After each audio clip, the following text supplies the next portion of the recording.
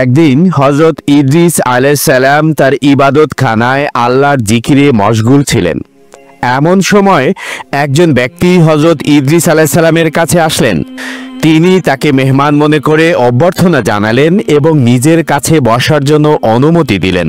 হযরত ইদ্রিস আলাইহিস সালাম বুঝতে পারেননি মূলত এই ব্যক্তি ছিলেন মালাকুল মউত হযরত আজরাইল আলাইহিস সালাম। তিনি এসেছিলেন হযরত ইদ্রিস আলাইহিস সালামের সাথে ভ্রাতৃত্বের সম্পর্ক স্থাপন করার জন্য এবং এর আগে দুটি পরীক্ষা করার জন্য। হযরত ইদ্রিস আলাইহিস সালামের অভ্যাস ছিল তিনি সবসময় রোজা রাখতে পছন্দ করতেন, আর সেই দিনও এর ব্যতিক্রম ছিল না।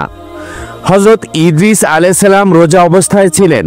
সারা দিন রোজা রেখে যখন ইফতার করার সময় আসলো, তখন হযরত ইদ্রিস আলাইহিস সালাম নিজের জন্য এবং মেহমানের জন্য ইফতারের আয়োজন করলেন। হযরত ইদ্রিস আলাইহিস সালাম সেখান থেকে খাবার খেলেন, কিন্তু মেহমান কিছুই খেলেন না। যদিও ইদ্রিস আলাইহিস সালাম বারবার বলছিলেন, ভাই আপনি এখান থেকে খাবার আহার করুন, কিন্তু মেহমান খাবার গ্রহণ করেননি, কারণ তিনি সাধারণ কোনো মেহমান ছিলেন না। তিনি ছিলেন আল্লাহর একজন ফেরেশতা হযরত আজরাইল আলাইহিস সালাম। আর ফেরেশতারা মানুষের মতো খাবার গ্রহণ করেন না। হযরত ইদ্রিস আলাইহিস সালাম তখন এই ব্যক্তিকে চিনতে পারেননি, তাই তিনি বারবার ওই ব্যক্তিটিকে অনুরোধ করছিলেন আর বলছিলেন, ভাই আপনি খাবার গ্রহণ করুন। হযরত ইদ্রিস আলাইহিস সালাম লক্ষ্য করলেন সারা রাত আল্লাহর ইবাদতে উক্ত মেহমান কাটিয়ে দিয়েছেন। পরের দিন সকালে হযরত ইদ্রিস আলাইহিস সালাম মেহমানকে বললেন, ভাই আপনি এবার কিছু খান, কিন্তু মেহমান মোটেও খাবার গ্রহণ করেননি। এবার হযরত ইদ্রিস আলাইহিস সালাম মেহমানকে বললেন, ভাই চলুন আমরা একটু আল্লাহর জমিনে ঘুরে আসি এবং আল্লাহর নিয়ামতগুলোকে দু চোখে দেখে তার শুকরিয়া আদায় করি।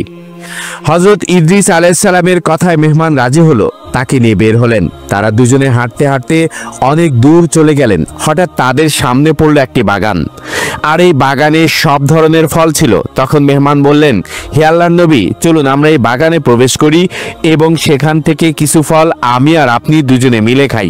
হযরত ইদ্রিস আলাইহিস সালাম মেহমানের কথা শুনে রাগান্বিত হলেন আর বললেন, আপনি তো এক আশ্চর্য মানুষ। আপনি কি জানেন না মানুষের সম্পদ না জানিয়ে ভক্ষণ করা আল্লাহ তাআলা পছন্দ করেন না, এটা হারাম। হযরত ইদ্রিস আলাইহিস সালামের কথা শুনে মেহমান কোনো কিছু বললেন না, বরং চুপ করে রইলেন। কেননা এই যে আল্লাহ তাআলা নূরের ফেরেশতা মালাকুল মউত আজরাইল আলাইহিস সালাম, তিনি তো হযরত ইদ্রিস আলাইহিস সালামকে পরীক্ষা করেছিলেন মানুষের সম্পদের প্রতি হযরত ইদ্রিস আলাইহিস সালামের কোনো লোভ আছে কিনা। তারপর তারা দুজনে আবার হাঁটতে শুরু করলেন। হাঁটতে হাঁটতে একটি মাঠে গিয়ে উপস্থিত হলেন। এই মাঠে ছিল অনেক ছাগল, আর এই ছাগলগুলোকে দেখে মেহমান বললেন, হে আল্লাহর নবী, চলুন আমরা এই ছাগলগুলো থেকে একটি ছাগল এনে জবাই করে তার গোশত ভক্ষণ করি। হযরত ইদ্রিস আলাইহিস সালাম বললেন, আপনি তো আজব মানুষ। হালাল খাবার আপনার ভালো লাগে না, আর মানুষের হারাম সম্পদ আপনার কাছে খুব ভালো লাগে। আপনি কি জানেন না মানুষের সম্পদ না জানিয়ে ভক্ষণ করা আল্লাহ হারাম করেছেন। এবারও হযরত ইদ্রিস আলাইহিস সালামের কথা তিনি কোনো প্রতিবাদ করলেন না। এভাবেই তারা দুজন সারা দিন হাঁটলেন। আল্লাহ তাআলার নিয়ামত দেখে সন্ধ্যার সময় আবার তারা বাড়ি ফিরে আসলেন। এভাবেই উক্ত মেহমান 3 দিন পর্যন্ত হযরত ইদ্রিস আলাইহিস সালামের সহচর্যে থাকলেন। তার আচরণ আদি লক্ষ্য করে হযরত ইদ্রিস আলাইহিস সালামের সন্দেহ হলো, আর মনে মনে ভাবতে লাগলেন, এ ব্যক্তি নিশ্চয় কোনো মানুষ নয়। অতঃপর হযরত ইদ্রিস আলাইহিস সালাম বললেন, আল্লাহর কসম, আপনি আপনার পরিচয়টা বলুন। তখন মেহমান বললেন, আমি কোনো মানুষ নই, আমি আল্লাহ তাআলার একজন ফেরেশতা, আর আমার নাম মালাকুল মউত। ইদ্রিস আলাইহিস সালাম বললেন, আপনি কি দুনিয়ার যাবতীয় প্রাণীর জান কবজ করে থাকেন? মালাকুল মউত বললেন, হ্যাঁ। হযরত ইদ্রিস আলাইহিস সালাম আবারও জিজ্ঞাসা করলেন, তবে কি আপনি আমার জান কবজ করতে এসেছেন? মালাকুল মউত বললেন, না, আমি আপনার সাথে ভ্রাতৃত্বের সম্পর্ক স্থাপন করার জন্য এসেছি। আমার একান্ত বাসনা আপনিও আমার এই প্রস্তাবে রাজি হবেন। হযরত ইদ্রিস আলাইহিস সালাম বললেন, আমি একটি শর্তে আপনার সাথে ভ্রাতৃত্বের সম্পর্ক স্থাপন করতে রাজি আছি। আপনি যদি আমাকে একবার মৃত্যুর অবস্থাটা উপভোগ করান, আর যদি এখনই করান তাহলে আমার অনেক উপকার হতো। মৃত্যুর ভয়ে আমি আরো বেশি করে আল্লাহর ইবাদত করতে পারতাম। তখন মালাকুল মউত বললেন, আল্লাহর অনুমতি ছাড়া আমি এ কাজ করতে পারবো না, আর আল্লাহ এখনো আপনার জান কবজ করার হুকুম আমাকে দেননি। হযরত ইদ্রিস আলাইহিস সালাম বললেন, আপনি তাহলে আল্লাহর নিকট অনুমতি চেয়ে নিন। মালাকুল মউত আল্লাহর নিকট অনুমতি চাইলে আল্লাহ তাকে অনুমতি দিলেন। মালাকুল মউত তখন হযরত ইদ্রিস আলাইহিস সালামকে বললেন, হে আল্লাহর নবী, আল্লাহ তাআলা আমাকে অনুমতি দিয়েছেন আমি যেন আপনার জান কবজ করি। হযরত ইদ্রিস শুনে খুশি হলেন আর বললেন, আপনি আপনার কাজ শুরু করুন। এরপর মালাকুল মউত হযরত ইদ্রিস আলাইহিস সালামের জান কবজ করার জন্য পরিপূর্ণ প্রস্তুতি নিয়ে তাকে জমিনে শুইয়ে দিলেন। অতঃপর হযরত ইদ্রিস আলাইহিস সালামের জান কবজ করতে শুরু করলেন। হযরত আজরাইল আলাইহিস সালাম খেয়াল করলেন হযরত ইদ্রিস আলাইহিস সালামের যেন কোনো কষ্ট না হয়, এজন্য তার জান আস্তে আস্তে কবজ করছিলেন। জান কবজ করার পর আল্লাহর হুকুমে হযরত ইদ্রিস আলাইহিস সালামের শরীরে আবার রূহ ফিরিয়ে দেওয়া হয়। পুনরায় হযরত ইদ্রিস আলাইহিস সালাম আবারও জীবিত হন। তখন হযরত আজরাইল আলাইহিস সালাম প্রশ্ন করলেন, ভাই ইদ্রিস, মৃত্যুর যন্ত্রণা আপনি কেমন অনুভব করছেন?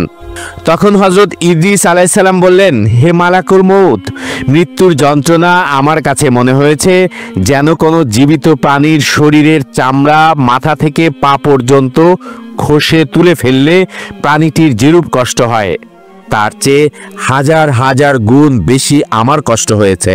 হযরত আজরাইল আলাইহিস সালাম তখন বললেন, হে আল্লাহর নবী, হযরত ইদ্রিস আলাইহিস সালাম, আপনি শুনে রাখুন, আমি আজ পর্যন্ত যত জান কবজ করেছি এত সহজে কারো জান কবজ করিনি।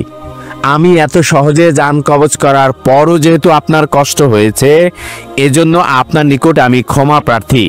মেহেরবানি করে আপনি আমাকে ক্ষমার দৃষ্টিতে দেখবেন। হযরত ইদ্রিস আলাইহিস সালাম তখন বললেন, হে মালাকুল মউত, আপনি যেহেতু আমাকে ইচ্ছে করে কষ্ট দেননি, তাই আপনাকে আমার কাছে ক্ষমা চাইতে হবে না। যাই হোক, যখন ইদ্রিস আলাইহিস সালামের জান কবজ করা হলো এবং রূহ আবার ফিরিয়ে দেওয়া হলো, হযরত ইদ্রিস আলাইহিস সালাম হযরত আজরাইল আলাইহিস সালামকে বললেন, ভাই, আমার উদ্দেশ্য ছিল আমার জান কবজ করার মাধ্যমে আমি মৃত্যুর স্বাদ অনুভব করব, আর এর মাধ্যমে আল্লাহ তাআলার ইবাদতের প্রতি আরো মগ্ন হব। যেহেতু আমি মৃত্যুর স্বাদ অনুভব করতে পেরেছি, এখন আপনার কাছে আমার আরেকটা অনুরোধটি হচ্ছে, আপনি আল্লাহর কাছে আরেকটি ফরিয়াদ করুন, আমাকে যেন জাহান্নাম দেখার ব্যবস্থা করে দেন। আমার মনে জাহান্নাম দেখার স্বাদ জেগেছে। আপনি যদি আমাকে জাহান্নাম দেখাতেন, তবে আমি জাহান্নামের ভয়ে ইবাদত বন্দিগিতে আরো বেশি মনোযোগী হতে পারতাম। হযরত আজরাইল আলাইহিস সালাম যখন আল্লাহর কাছে ফরিয়াদ জানালেন, তখন তাকে অনুমতি দিলেন যেন ইদ্রিস আলাইহিস সালামকে জাহান্নামে নিয়ে গিয়ে স্বচক্ষে দেখিয়ে আনেন। হযরত আজরাইল আলাইহিস সালাম বললেন, হে আল্লাহর নবী, আপনি আমার সাথে চলুন। আল্লাহ তাআলা আমাকে অনুমতি দিয়েছেন যেন আপনাকে আমি জাহান্নাম দেখিয়ে আনি। এরপর হযরত আজরাইল আলাইহিস সালাম হযরত ইদ্রিস আলাইহিস সালামকে নিয়ে রওনা দিলেন। চলতে চলতে আল্লাহর তৈরি জাহান্নামের কাছে গিয়ে উপস্থিত হলেন। জাহান্নাম দেখে, জাহান্নামের ভয়াবহ শাস্তি দেখে হযরত ইদ্রিস আলাইহিস সালাম একটি চিৎকার দিলেন আর ভয়ে বেহুশ হয়ে পড়লেন। হযরত ইদ্রিস আলাইহিস সালাম জাহান্নাম ঘুরে দু চোখের পানি ছেড়ে দিলেন এবং কান্না করতে শুরু করলেন।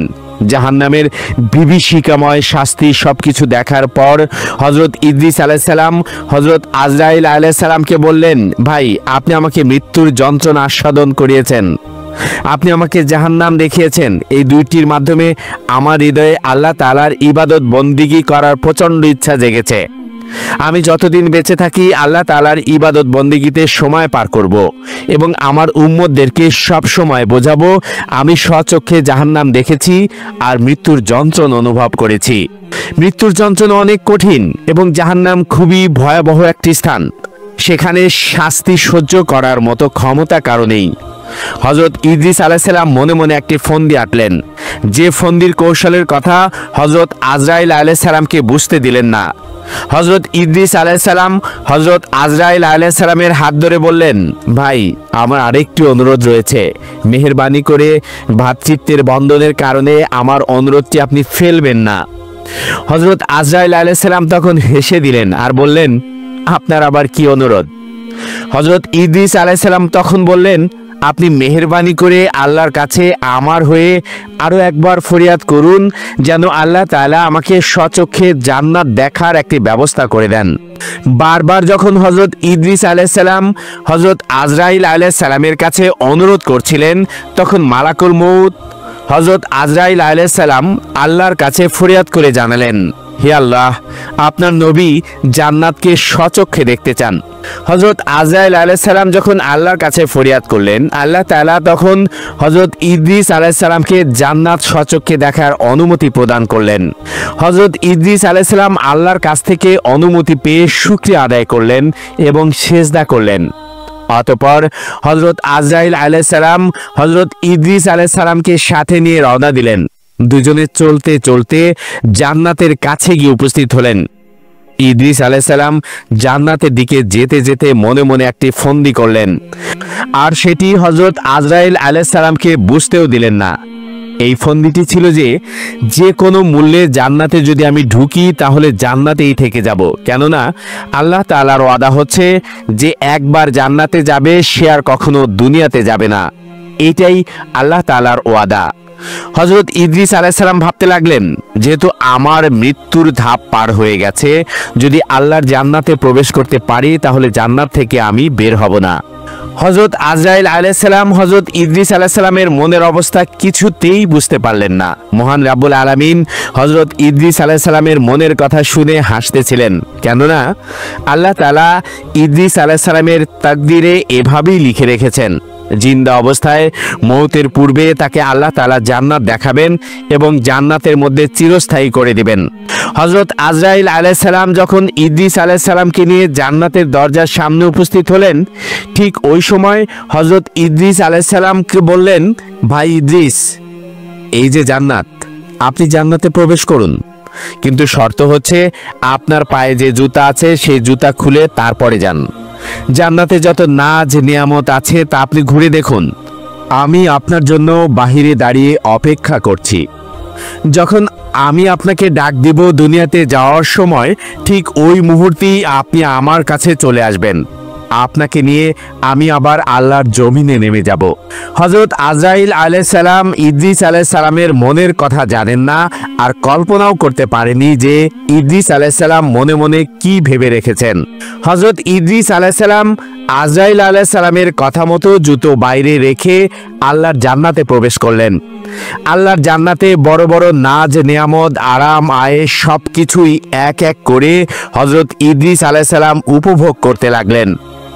জান্নাতের নাজ নিয়ামত যতই তিনি দেখছেন তার চোখ ততই শীতল হয়ে যাচ্ছে।